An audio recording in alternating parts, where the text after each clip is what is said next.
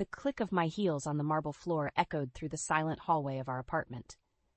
As I pushed open the door, I was greeted not by the usual tranquility of our upscale home, but by a sight that ripped my world apart. There, in the heart of our living room, was my husband Daniel, his arms entwined with Clara, my younger sister. Their laughter died as they noticed me, their guilty faces frozen in a moment of illicit passion. "Isabella, this isn't what it looks like," Daniel stammered, hastily disentangling himself. But Clara, ever the provocateur, just smirked, her eyes gleaming with a cruel satisfaction.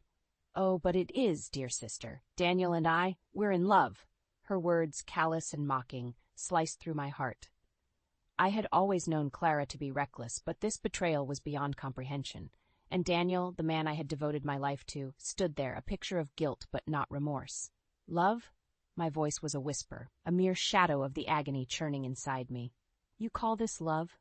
Daniel avoided my gaze, his silence more telling than any words. His betrayal was a sharp, bitter realization that our marriage, built on years of trust and companionship, was nothing but a facade.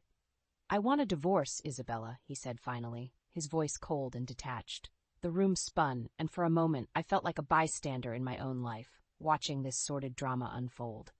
Clara, still draped in a smug arrogance, moved closer to Daniel, her hand possessively on his arm. "You should have seen this coming," she taunted, her words dripping with venom. "Did you really think someone like Daniel would remain tied down to you forever?" Her cruel laughter echoed in the room, a stark contrast to the suffocating silence that followed. I stood there, rooted to the spot, a storm of emotions raging within me. Betrayal, hurt, anger, they all coursed through my veins. But above all, there was an overwhelming sense of resolve. "You'll regret this," I said, my voice steady despite the turmoil inside. "Both of you." Turning on my heel, I left them there, their shocked faces the last image I took with me. As I closed the door behind me, I knew one thing for certain. This was not the end. It was just the beginning of their downfall and my retribution. The following days at work were a blur. As a senior executive at a leading tech firm, maintaining my composure was crucial, but the mask of normalcy was a heavy one to wear. My colleagues, accustomed to my usual decisiveness and confidence, sensed a change but said nothing. It was late evening when I finally made my way to Richard's mansion. The grandeur of the place, once a symbol of familial pride, now seemed hollow. Richard, sitting in his study surrounded by years of achievements and memories, looked up as I entered. "Isabella, my dear," he began, his voice tinged with concern. "You look troubled. What's wrong?" I hesitated, the weight of the secret pressing against my chest, but Richard deserved to know. "It's Daniel and Clara," I said, the words tasting bitter. "They've been having an affair." The shock on Richard's face quickly morphed into disgust. "That boy has always been weak, but this, with your own sister, it's unforgivable." Richard paced the room, his hands clenched in anger. "I've treated you more like a daughter than a daughter-in-law, Isabella. And this is how he repays us? By betraying our family, our values?" I nodded, fighting back tears. I confronted them. "Daniel wants a divorce." Richard stopped, his eyes meeting mine. "Then he shall have it, and he'll regret the day he decided to cross us." The air in the room thickened with his resolve. "We'll make sure they both pay for this betrayal. They think they can just walk away unscathed?" "No, Isabella. They'll learn the hard way that actions have consequences." His words were like a balm to my wounded heart. Richard's support meant more than I could express. He wasn't just my father-in-law. He had been a mentor, a guide, and now my ally in seeking justice. "I'll stand by you, Isabella," Richard declared, his voice firm. "We'll plot our next steps carefully. They won't see it coming." As I left his mansion that night, a sense of determination settled within me. Clara and Daniel had awakened a storm, and I was ready to harness its fury. The path ahead was clear. It was time for retribution. The news of Richard's sudden passing came as a shock. The man who had been a pillar of strength and resolve in my life was gone. As I stood in his grand yet now somber mansion, the weight of his absence was palpable. Days passed in a blur of funeral arrangements and condolences. Amidst the grief, I was acutely aware of the impending confrontation with Daniel and Clara. They would undoubtedly come, drawn by the scent of wealth and inheritance. And they did. The day of the reading of the will, they arrived together, their arrogance barely concealed beneath a thin veil of mourning. Clara's eyes were calculating, glancing around the room as if already assessing her share of the riches. Daniel, on the other hand, tried to maintain a somber facade, but his impatience was evident. As Richard's attorney began reading the will, the room was enveloped in a tense silence. I could feel Daniel and Clara's anticipation, their smug confidence that they would soon be bathing in luxury and wealth. But the words that followed shattered their illusions. To my beloved daughter-in-law, Isabella, I leave my entire estate, including my shares in the company. The attorney's voice faded into the background as I watched the color drain from Daniel and Clara's faces. They were in disbelief, their eyes wide and mouths agape. Daniel was the first to break the silence. This must be some mistake, he stammered, his voice a mix of confusion and anger. Clara, meanwhile, turned to me, her eyes flashing with fury. You manipulated him. You planned this all along. I remained calm, meeting her gaze steadily. Richard made his decisions based on his values and principles, something you both clearly know nothing about. The attorney continued, outlining the extensive assets and responsibilities now entrusted to me. With each word, Clara's rage grew, while Daniel's face became a mask of defeated greed. As the meeting concluded, Clara approached me, her voice dripping with venom. You think you've won, Isabella? This isn't over. I faced her, my resolve unwavering. It's over for you and Daniel. You've made your bed, and now you must lie in it. With that, I left them standing amidst the ruins of their greed and betrayal, stepping into my new role with a sense of purpose and determination. Richard's legacy was now in my hands, and I was ready to uphold it with honor and justice. In the solitude of my office, memories flooded my mind. I recalled the early days with Daniel, filled with promise and affection. We were the ideal match, the ambitious executive and the charming up-and-coming businessman. Yet, beneath the surface, there were signs I had chosen to ignore. Daniel had a way of making me feel like I was the only person in the world, yet there were moments, subtle and fleeting, where his attention would waver, his gaze distant. I brushed these aside, attributing them to the stresses of his career. Clara was always the wild card in our family. Vibrant and impulsive, she lived life without boundaries or consequences. Our parents often turned a blind eye to her escapades, leaving me to be the voice of reason. It created a rift between us, one that only widened with time. As I sat there lost in thought, the door to my office opened. It was Daniel, his face a mix of anger and desperation. Isabella, we need to talk, he said, closing the door behind him. I looked up, my expression calm. What is there to talk about, Daniel? Everything has been said. He paced the room, his hands running through his hair. This is insane. You can't just take everything. It's not fair. Fair, I echoed, my voice rising. Was it fair to betray me with my own sister? Was it fair to shatter our marriage for a fling? Daniel stopped, the reality of his actions finally seeming to dawn on him.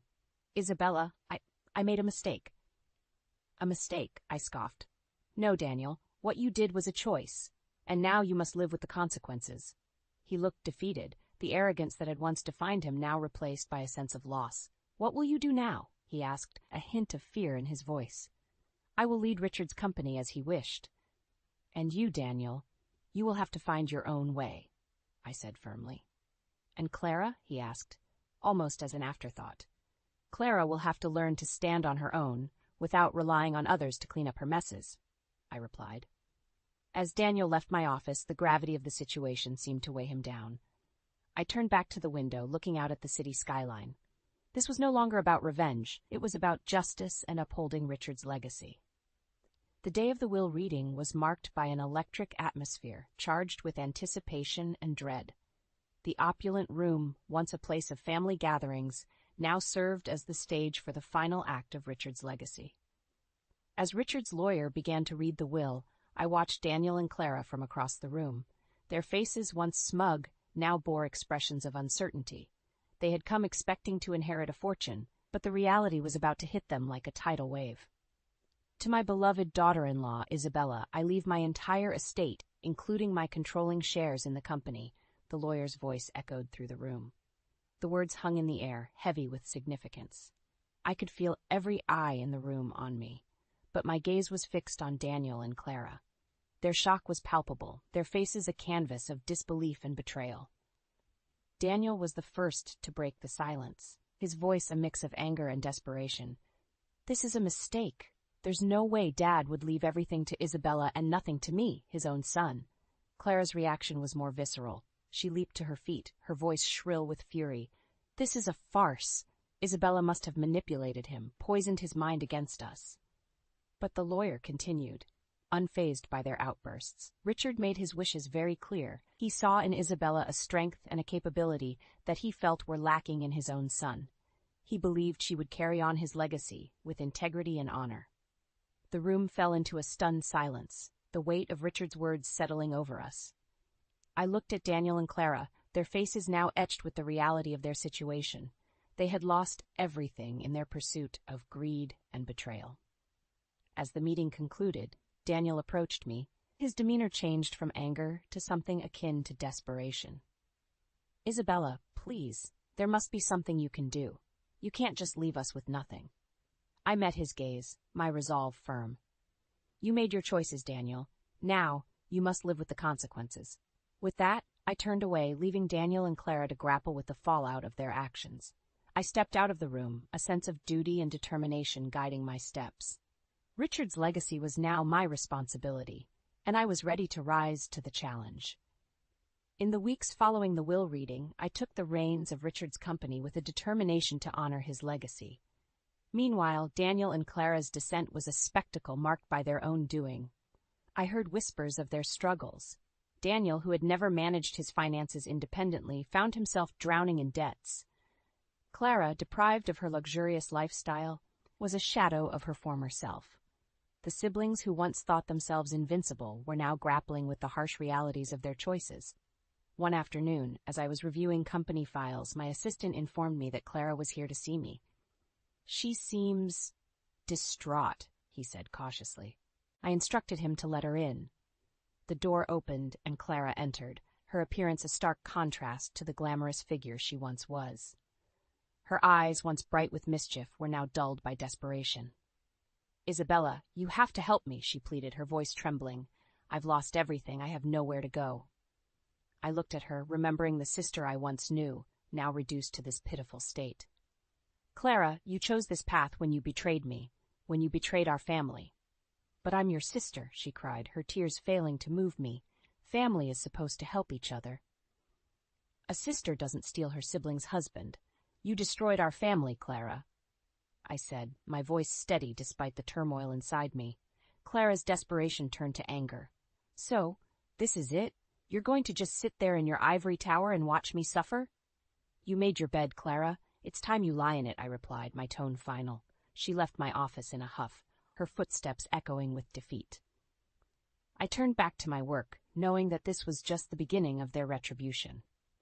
Daniel and Clara had sown the seeds of their destruction, and now they were reaping the bitter harvest. As I worked late into the evening, I realized that this was more than revenge. It was a lesson in responsibility and consequences. Daniel and Clara's downfall served as a stark reminder of the price of greed and betrayal. As the new head of Richard's company, I had the dual task of steering it towards greater heights and dealing with the fallout from Daniel and Clara's actions. It was during a late-night work session that Daniel unexpectedly appeared at my office. He was a shadow of the man I once knew. Gone was the confident, charming businessman, replaced by a figure of desperation and defeat.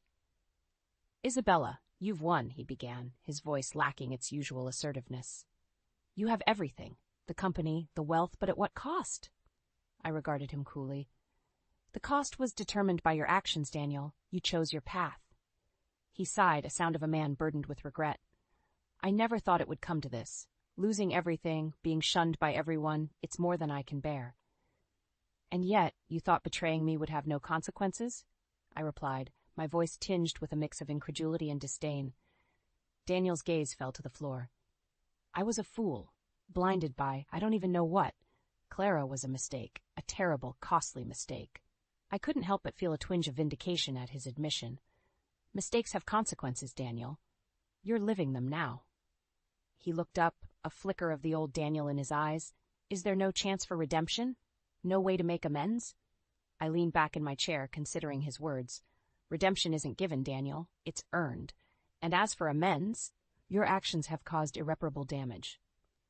Daniel nodded, accepting the harsh truth. I understand. I hope one day you can find it in your heart to forgive me. With that, he left, his departure as silent as his entrance. I sat there, contemplating the twisted road that had led us here. Daniel and Clara's downfall was a harsh reminder of the consequences of betrayal. In the weeks that followed, the company flourished under my leadership. I was determined to build a legacy that Richard would be proud of, a legacy rooted in integrity and hard work. As I looked out over the city from my office window, I realized that this was where I belonged. In the midst of challenges and triumphs, leading a company that had become my own. The betrayal and pain were behind me, and ahead was a path of strength and success. The grand hall of the company headquarters was abuzz with activity, preparations underway for the annual gala. It was a celebration of our achievements, and as the new CEO, I felt a profound sense of accomplishment. This was a testament not just to my leadership, but to the resilience and dedication of our entire team. As I mingled with the guests, my thoughts drifted to Daniel and Clara. Their fall from grace was complete. Daniel, having lost his entitlements, struggled to find his footing in a world that no longer catered to his whims. Clara, her charms faded, found herself facing the harsh realities of a life built on manipulation and deceit. Their story served as a cautionary tale within our social circles, a stark reminder of the consequences of greed and betrayal. Yet, as I observed the people around me celebrating our success, I realized that my focus had shifted. It was no longer about Daniel and Clara's downfall, but about the future we were building. The evening progressed with toasts and accolades, my team lauding the company's new direction and the fresh perspective I brought. Amidst the applause and congratulations, I felt a sense of peace. I had navigated the storm of betrayal and emerged stronger, more determined. Later, as I stood alone on the balcony overlooking the city lights, I reflected on the journey. The pain of Daniel and Clara's betrayal seemed a distant memory, a chapter in my life that had closed. In its place was a newfound strength and a clear vision for the future. Richard's legacy was secure, and under my stewardship, the company was reaching new heights. I had found my calling, not in the shadows of a marriage marred by deceit, but in the halls of corporate strategy and leadership. As the night drew to a close, I realized that this was just the beginning. A new chapter in my life was unfolding, one where the scars of the past served as reminders of the lessons learned, and the future held endless possibilities. I walked back into the hall, ready to face whatever challenges lay ahead, with the knowledge that I had overcome the worst. The future was mine to shape, and I was ready to lead with integrity, passion, and a newfound understanding of the complexities of the human heart.